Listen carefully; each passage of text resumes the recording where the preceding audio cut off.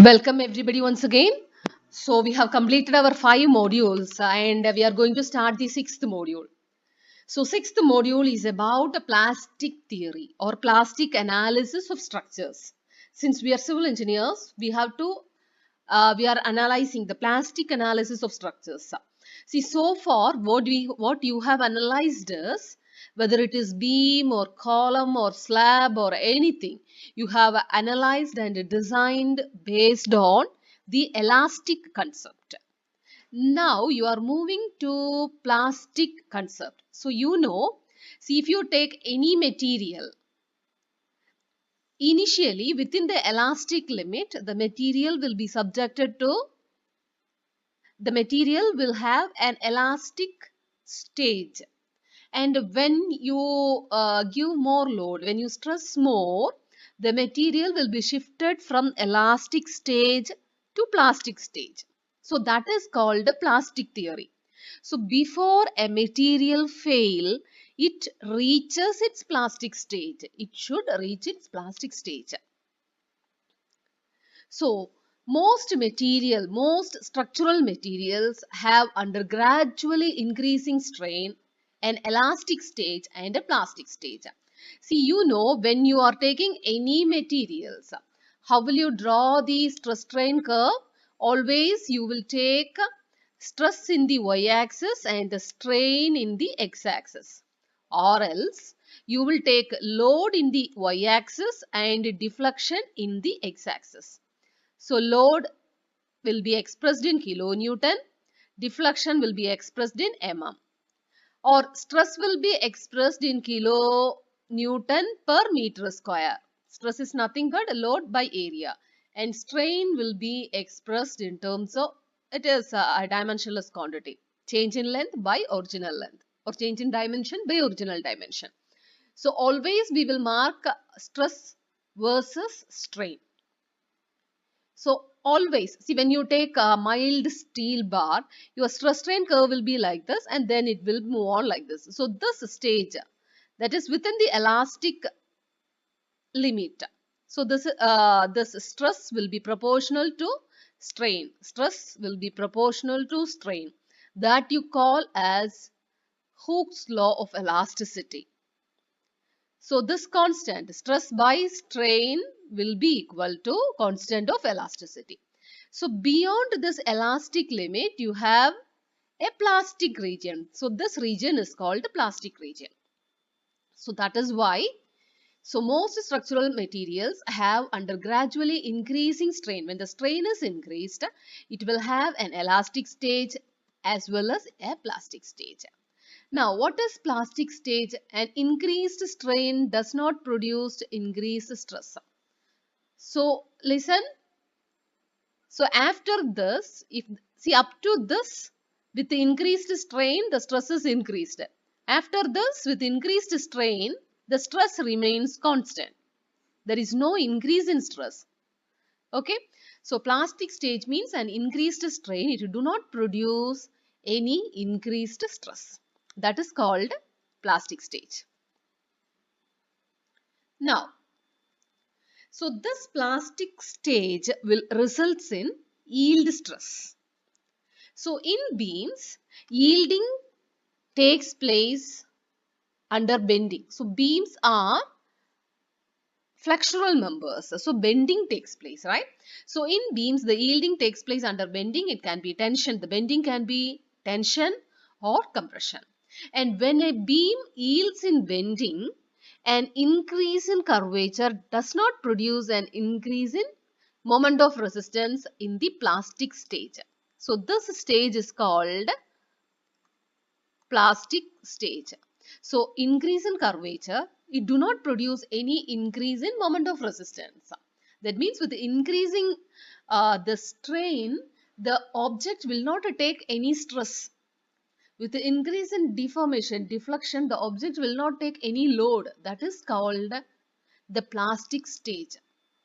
So analysis of beams and structures made of such structural members is called plastic analysis. So plastic analysis, it tells us at what load or at what combination of load a structure will collapse. So this plastic analysis is also known as collapse analysis. We call the analysis as collapse mechanisms. We will be studying different mechanisms. So that is called collapse mechanisms. And plastic analysis and design, this will help us to design the structure for a designed safety factor on limiting loads, and the safety factor is usually termed as load factor. So the factor with which the plastic analysis is done, that is called the load factor. Now,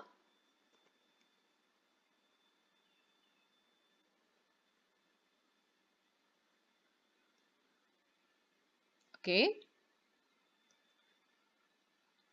just we will see the example, that is for mild steel bars, how to draw the stress strain curve for mild, the actual case for a stress strain curve of a mild steel bar is like this.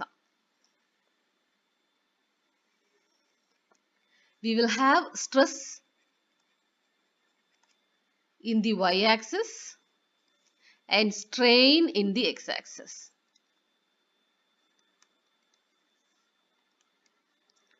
Okay, so up to certain limit we will have stress is proportional to strain. So after that there will no increase in stress even if the strain is increased. So this stage, see, up to this strain, the material will be subjected to elastic stage. This stage is called, from this strain to this strain, the stage is called elastic.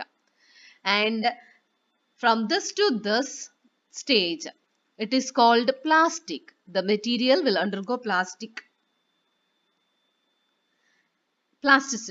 And after this, there will be a strain hardening. So this portion, so this will be called as strain hardening.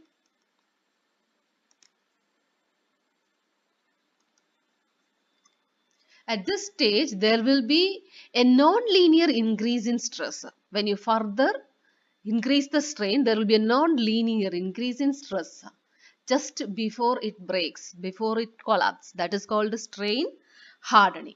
So this is the actual stress strain curve for mild steel bar. For mild steel. But actually, for our study purpose, how do we idealize this? We have idealized this stress.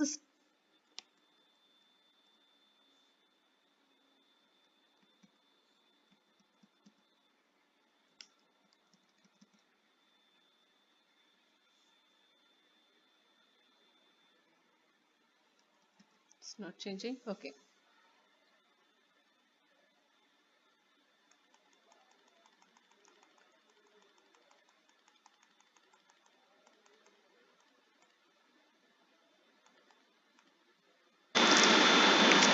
Now, the idealized stress strain curve, how we study is like this, right? This is the idealized stress strain curve for mild steel bar.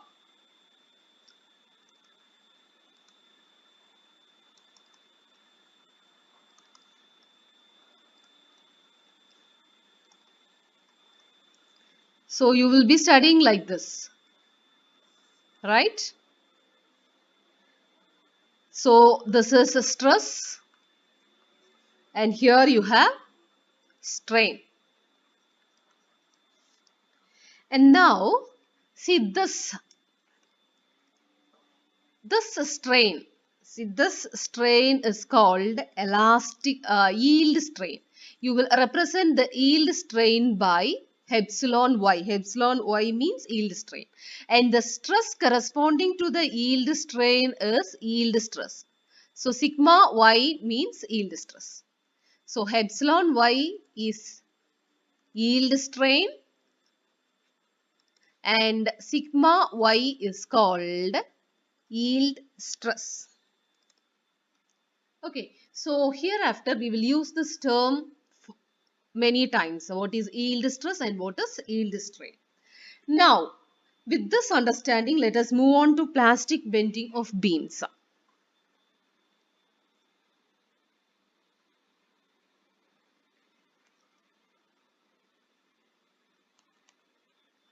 Okay, so now let us consider a section of a beam.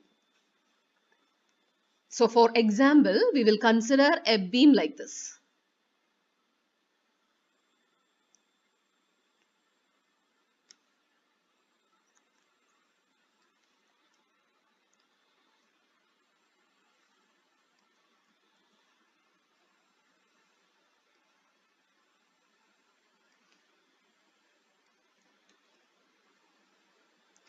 Okay, let us consider this is a beam section.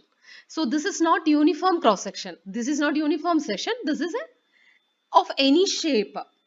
And but this beam section is a symmetrical about y axis. Okay, so if you take y axis, let us imagine or let us assume this beam is symmetric about y axis.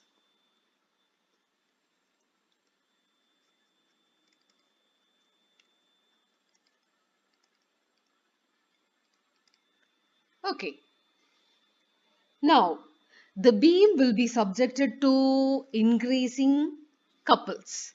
So what happens is when the moment is in the elastic range between the top and bottom fibers, that is within the elastic range, the top and bottom fibers will be subjected to stress that is less than the yield stress.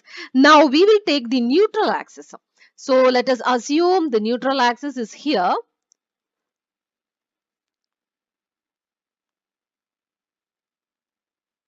See, very important concept.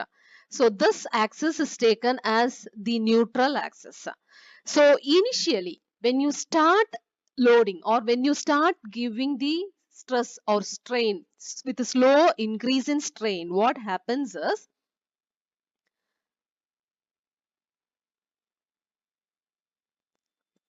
so this is the bottom fiber.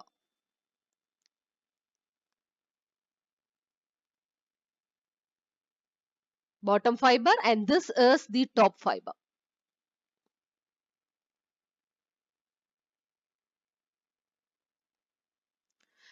So bottom fiber and top fiber.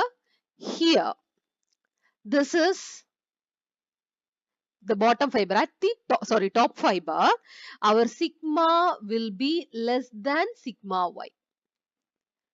That means our stress is less than the yield stress. Now what about the bottom fiber?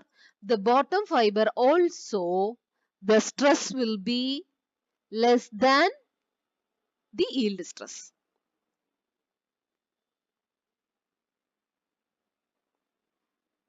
Okay, so this is actually straight line.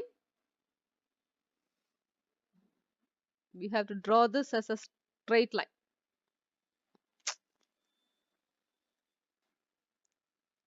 Okay, so when you are drawing the stress and strain, when you are marking the stress at the top fiber and the bottom fiber, your stress will be less than the yield stress at both top and bottom fibers.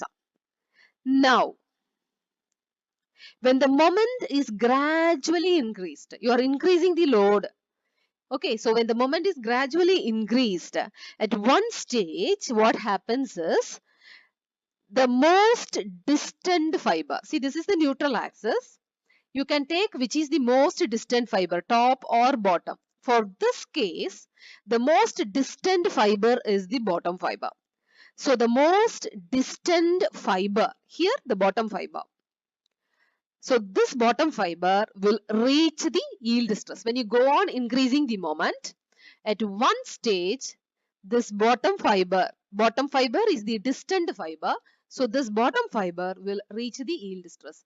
So at the bottom fiber, your stress will be equal to yield stress. See, this yield stress will be greater than this stress. Okay, because here the stress is less than yield stress. Here your stress will be equal to yield stress. So if your stress is equal to yield stress, your diagram, you draw a straight line, it will be like this. Okay, so here the stress will be, so if you draw the line along the neutral axis, you can see this stress is also increased.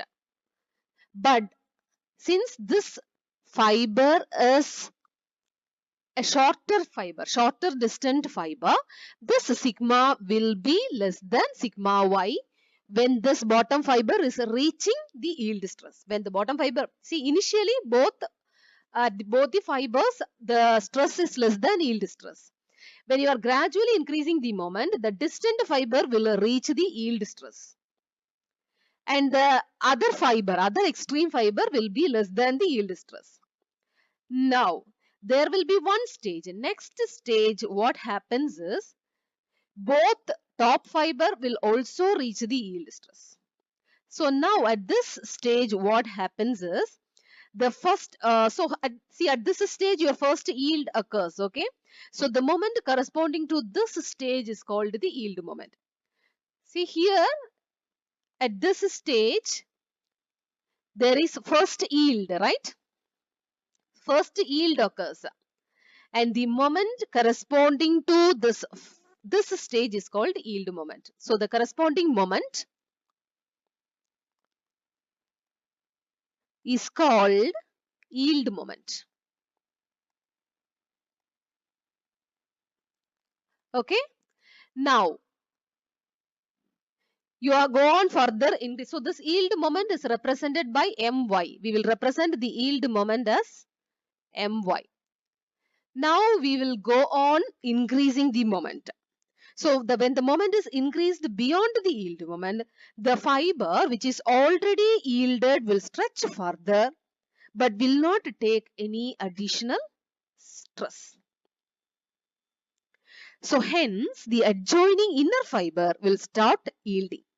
And at a certain age or at a certain stage, the top fiber will also reach the yield stress and the shifting of the neutral axis will take place. Okay, so what happens is at the next stage, see this here, stress is equal to sigma y. So this not only the extreme fiber, here also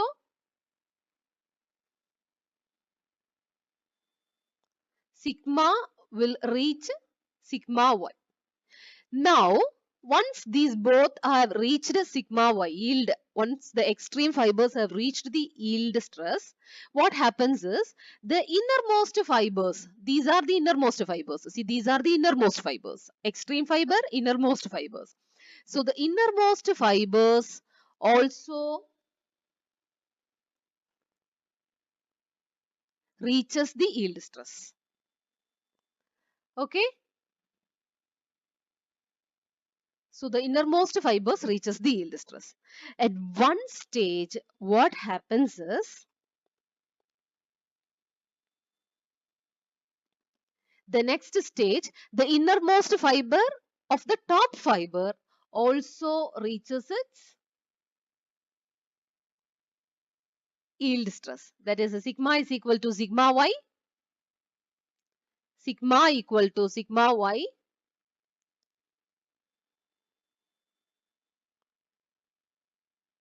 So what happens is this will reach the yield stress. Here this will reach the yield stress. This will be like this. So at this stage, what happens is there will be a shifting of neutral axis. And this neutral axis gets shifted till the section is symmetrical about both the axes. See, initially the section is symmetrical only about y axis. And now the neutral axis shifting takes place. And this shifting of neutral axis continues till the section is symmetrical about both the axes, and that axis is called equal area axis. So now, since the bottom fiber is the extreme distant fiber, your neutral axis will shift downwards and your neutral axis will shift here, right? Neutral axis will shift downwards, that's all. So this shifting of neutral axis, this axis is called equal area axis. Equal area axis.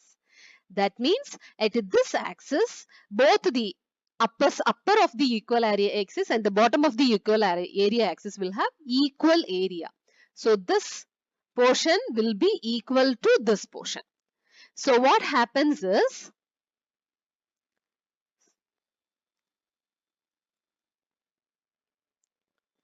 at the equal area axis,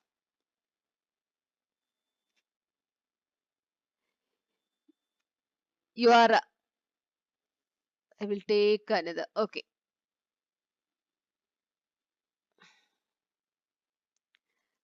The stress in the fibers will be like this. So this is equal area axis, okay. This is your equal area axis, and here this will be equal to the yield stress. Extreme fiber will be equal to yield stress. See, everywhere throughout the section, the stress will be equal to yield stress. So here you will have the compressive force, right? The section above the equal area axis will be, or neutral axis will be subjected to compression. So you will represent it as a C, compressive force, and the section below the neutral axis will be subjected to tension. We will represent it as T, that is tensile force. So at this stage, what happens is our tensile force will be equal to the compressive force. So when the moment is further increased, there will be a stage at which all the fibers from top to bottom of the section will completely yield, and the section will not be able to take any further moment. So the resisting moment corresponding to this fully plastic stage is called plastic moment. So see, you have studied what is yield moment. That is corresponding, the moment corresponding to the first yield, that is called yield moment. Now here, the moment, this is called plastic stage. The resisting moment corresponding to fully plastic stage, and this is called plastic moment. Okay. So we will see we will write what is plastic moment. So the resisting moment corresponding to fully plastic stage is called the plastic moment, MP.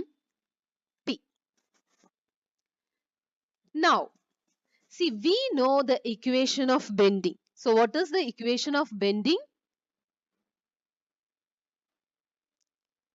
M by I is equal to F by Y is equal to E by R. You know this equation, right? Now, we will take, see this, F is stress, right? F is nothing but stress. So we will replace F by sigma. So we get M by I is equal to sigma by Y. Y is the distance from the neutral axis to the extreme fiber. So from this, we will replace this moment, stress and stress with correspond the moment and stress as yield moment and yield stress.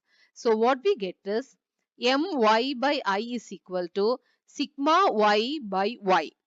So what we get is My is equal to sigma Y into I by Y. So this is My is equal to sigma Y into Z. You know Z is called section modulus. Z is called section modulus, that is equal to I by Y. Now, this is called section modulus for the yield moment. This is yield moment, yield stress and section modulus Z. Sigma Y is called the yield stress, and this section modulus, see, Z is called elastic section modulus. Z is called elastic section modulus, that is modulus corresponding to the first yield. You call it as elastic section modulus. Now, at the fully plastic stage, what becomes is the section will have to obey the conditions of equilibrium. That means Our at a fully plastic stage, see your fiber will be like this, right? This is compression, this will be tension. This is equal area axis. So at this stage, your compression will be compressive force will be equal to the tensile force. So compression is equal to tension. We know force, stress is equal to load by area. So force is equal to stress into area. So we get sigma y into area of the compression phase is equal to sigma y into area of the tension phase. Okay. So area, the compression area should be equal to the tension area. That is why this is called equal area axis. Above and below, the area will be same. Now, how will you replace it as plastic moment? So plastic moment is the moment corresponding to fully plastified section. So we can write the plastic moment MP is equal to sigma y into ZP, where sigma y is the yield stress and ZP is called plastic section modulus. Plastic section modulus or plastic modulus of section. Very, very, very, very important. Okay. So if the section is homogeneous and symmetrical. See, here we have taken a section and this section is homogeneous but not symmetrical about both the axes. Okay, symmetrical about only one axis. Now, if we are taking a section that is homogeneous and symmetrical. So, for example, we can take our section as like this.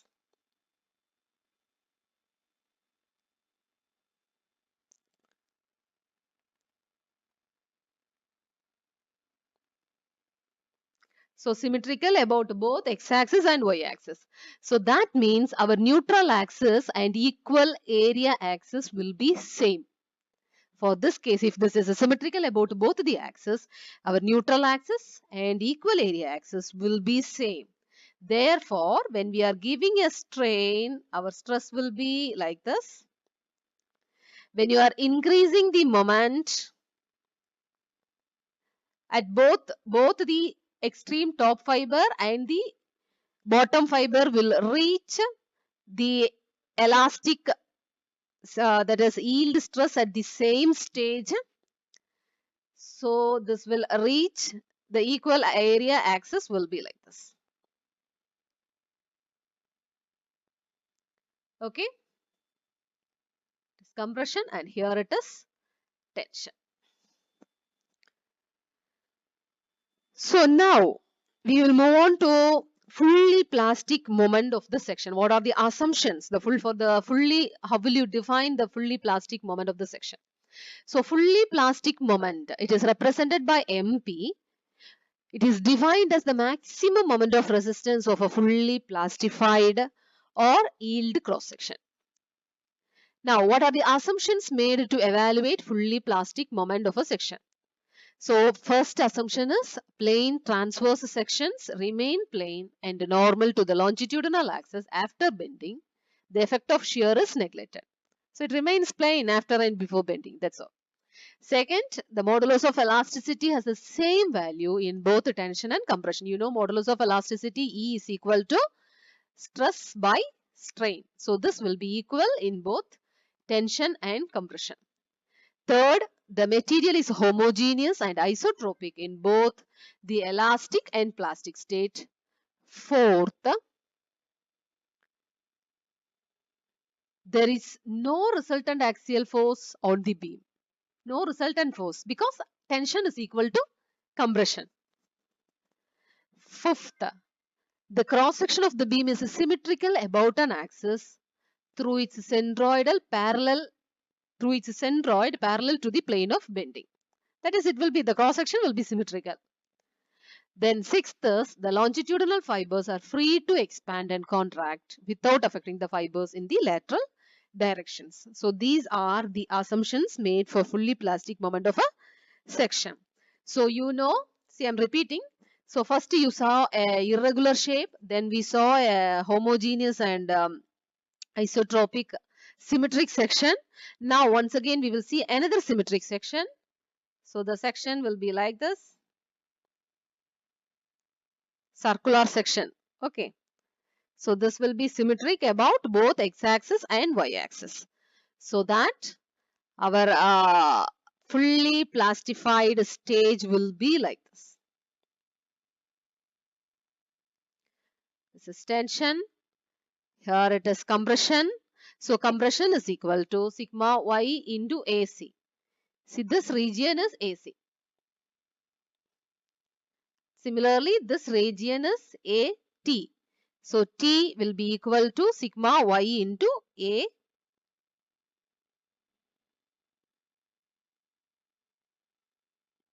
AT. Now, see you have, this is A1. Sorry, I made a mistake.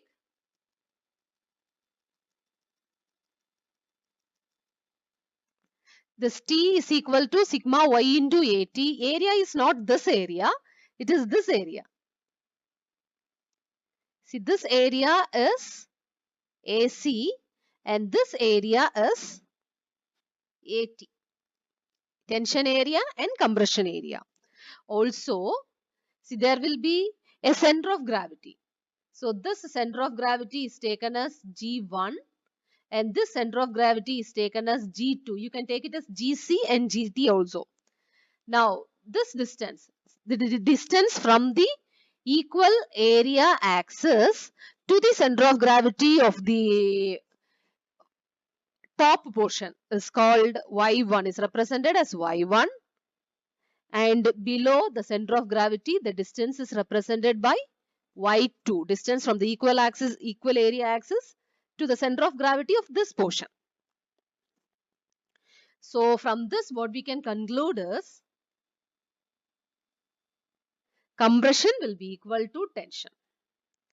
Sigma y into AC will be equal to sigma y into AT. So area in compression will be equal to area in tension. That means your area in compression will be equal to area into tension. Area in the tension will be equal to total area by 2. Next, area above the neutral axis will be equal to the area below the neutral axis. Now, the neutral axis of a completely plastified section is also equal to equal area axis. The neutral axis of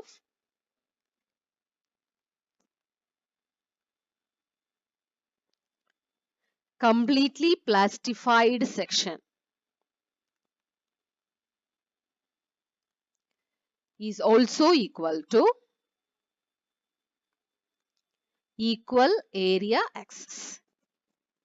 EAA means equal area axis.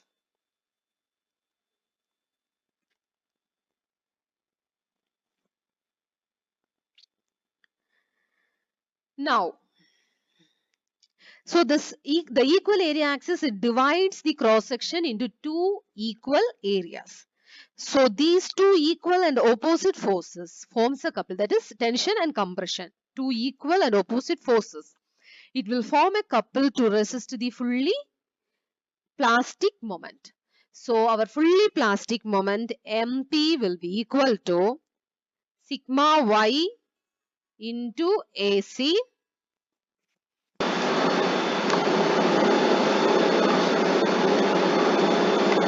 So now into y1 plus sigma y at into y2.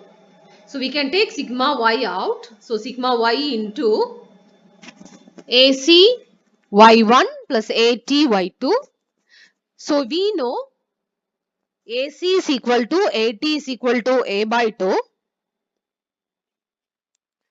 So taking A by 2 out, we get sigma y into A by 2 is into y1 plus y2. But we already know MP is equal to sigma y into ZP. So ZP is equal to, so these both are same. This equation and this equation is the same. So ZP is equal to A by 2 into Y1 plus Y2, where Y1 is the distance of center of gravity of area A1 or AC from equal area axis, and Y2 is the distance of center of gravity of area A2 or AT, that is tension area from equal area axis. So that's all for today, and this is very, very important for determining the shape factor, which we will see in the next class. So today what we have seen is the basics of plastic theory. What is the need for plastic theory? What are the assumptions made? How the beam will be subjected to